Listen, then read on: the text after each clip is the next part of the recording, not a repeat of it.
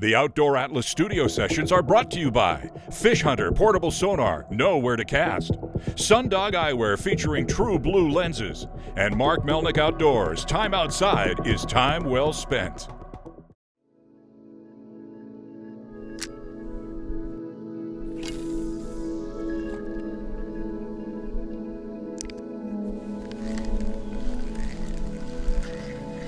There's an old fishing quote that says, 95% of the fish are in 5% of the water. Know where to cast. For more information, go to fishhunter.com. You did what you had to do to get there. You passed through the gatekeepers and went further than the rest. But you may only get one shot. You need a line you can count on. A line that gives you accuracy and control, so you can make the perfect cast when it counts. Oh, what an awesome fight! Oh, it's a whopper. Oh, look at him jumping. Vicious. Get vicious. That's really cool fishing.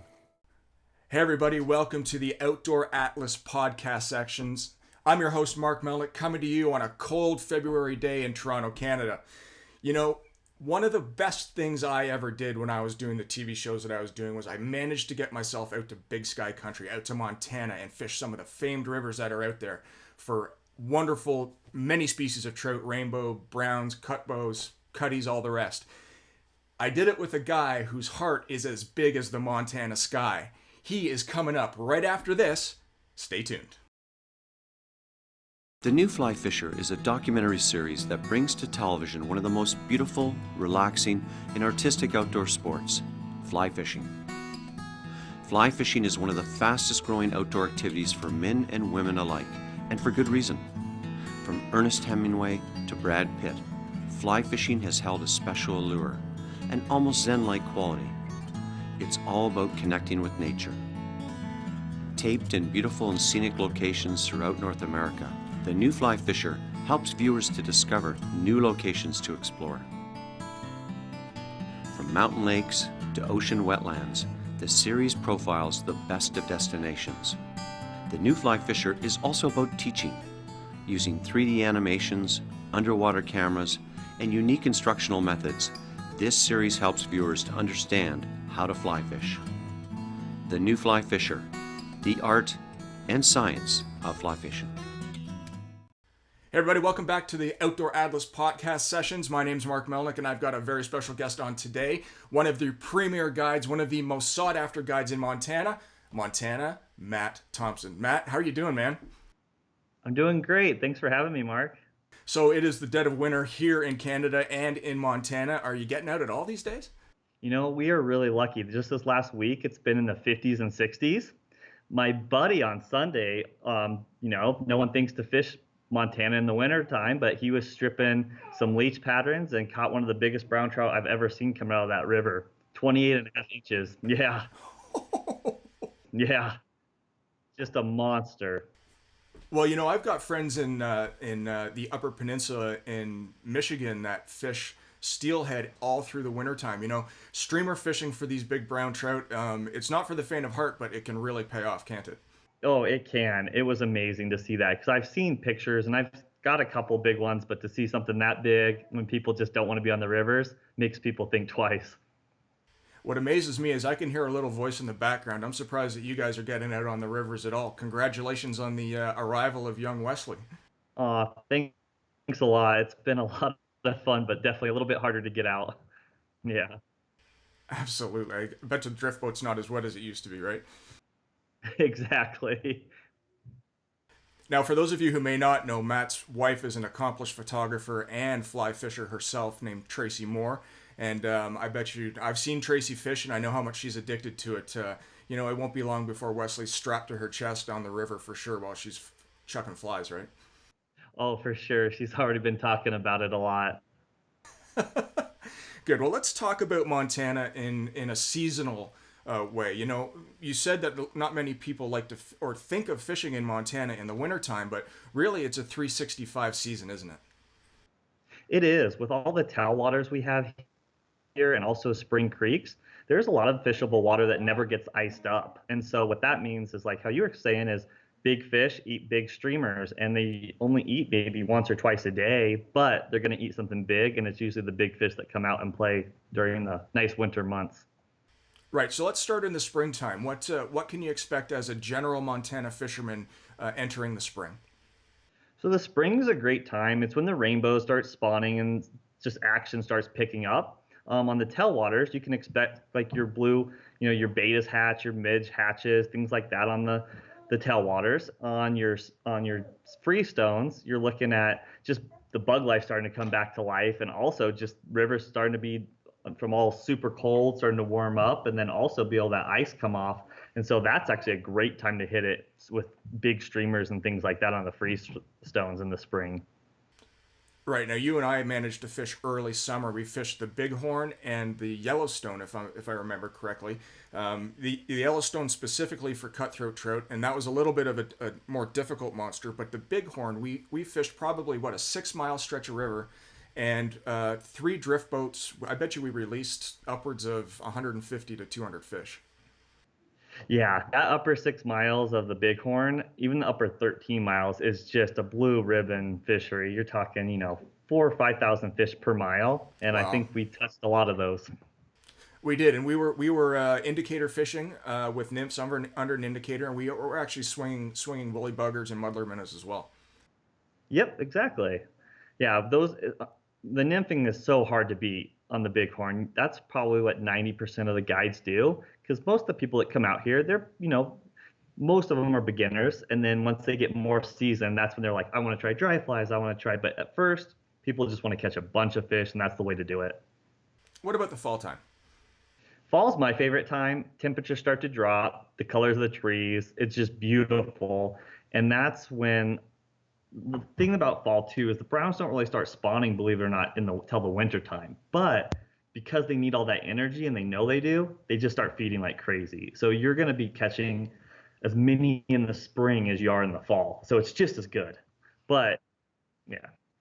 Oh, and then you get some big terrestrials too out of nowhere, which is kind of fun because even though hopper season's kind of dying off by then, you still get that trout that is used to seeing those. And so every once in a while, just throw a big old hopper on there with, a nymph behind it and have some fun. Looking for that big protein boost, right?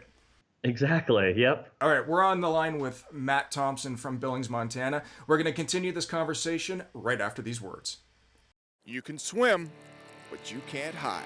Introducing the new Mark Melnyk signature series of sunglasses for anglers by Sundog Eyewear. Game-changing Melolens technology features superior polarizing filtration, which is essential for spending time on the water.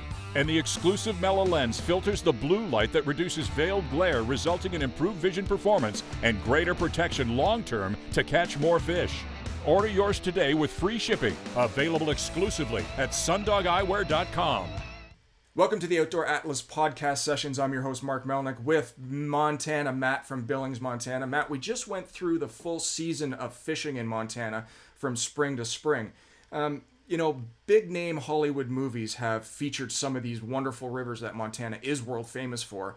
But with that comes a stigma that these rivers are super technical and they're only for real experts. Is that the case? Depending on how much fishing you have, education you have, how much time you have on the river, it can be and it can't be. Let's say if you're not that, educated on how to fish, you definitely want to hire a guide. That's a great suggestion just to learn that river. Because the Bighorn, for example, I remember my dad and I first went on that river. We would catch maybe 10 fish. And now if I have a 10 fish day on that river, that was a big fail. I'm upwards towards 50 to 100 depending on the time of season. So it's kind of a catch-22. But for the most part, no, you can come out here, read some books, get on some blogs, some tutorials on some, guides' websites, and you can kind of figure out what to do. But if you're not too, if you're kind of scared and that scares you a little bit, hire a guide for a day, see what he does. And then you literally can have the rest of your trip, maybe 4 or 5 days, very successful just on your own, on a do-it-yourself. Now, Montana is unique as well because you're allowed to access rivers all throughout the state. Isn't that correct? And compare that with some of the other states in the U.S. Yeah, so Montana, we're lucky enough to have the water access law, which makes it so you can go anywhere on a river as long as you don't surpass the high water mark. And so just that in general, you see a bridge, you see some access point. It doesn't mean that your journey or your hike is going to end just that mile. You can go up as far as you want. Just make sure you respect the property owner by not trespassing, by not going above that high water mark. But it's super beneficial because you get into some beautiful areas and just some places that no one's, maybe fished there for 6 months. Whereas like our neighboring state, Wyoming, amazing state, great fish, huge fish. But if you even put the anchor down on a private area, you might get a trespassing violation or, get some cops called on you, which is never fun. And I've had it happen before because sometimes hard to figure out what is actually, legal and what's not, because it can just be within 10 feet. Yeah. People that are on the fence about coming to Montana, what do you say to them about the fishery, about the guide services, and about the time of year that they should be coming? Man, if I was coming out here, I would definitely research depending on what type of fishing you want. You got the plains, which kind of is my area, where it's mostly high plains, rivers that go through sagebrush country, which is beautiful.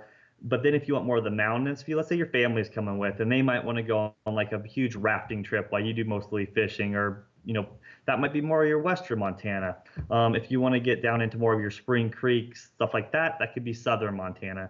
Montana's so big, it's kind of weird. It's almost you have to divide it in like 4 different sections and figure out kind of what you're looking for. But I say anytime is a good time. I was just writing that on my blog. It's funny that you ask, because anytime you have free time, Montana would be a great place to come. But I definitely would suggest coming from spring till fall, just because those are going to be the most pretty months to come.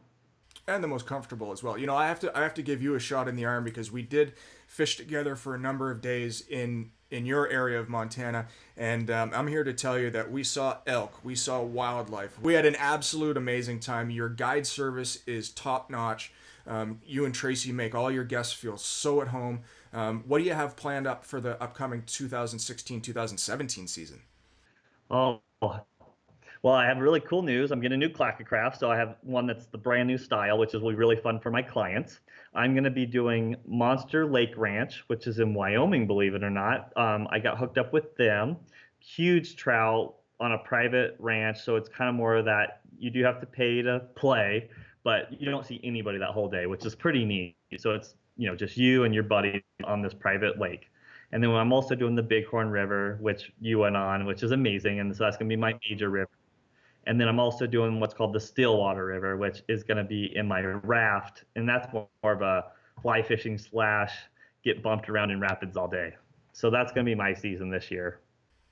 Sounds absolutely amazing. And you are also very, very adept at social media and being out there in the public. How can people find you and how can people get in touch with you? The best way is to go to montanamat.com. That's my blog, and that will have every little thing on how to get a hold of me, my email, how to book a trip with my guide service, and all that stuff. So that's the best way. Great, man. Any parting words, Matt? Just thanks a lot, and we need you to come back out here. As soon as I get an invitation, sir, I am on the first plane out, all right? Awesome. Well, thanks a lot for having me, and definitely tell your guests to come to Montana. It's beautiful. All right, give your lovely wife a big hug for me, and for everybody here at Outdoor Atlas, thanks for watching. This has been the Outdoor Atlas Studio Podcast Session. I'm Mark Melnyk.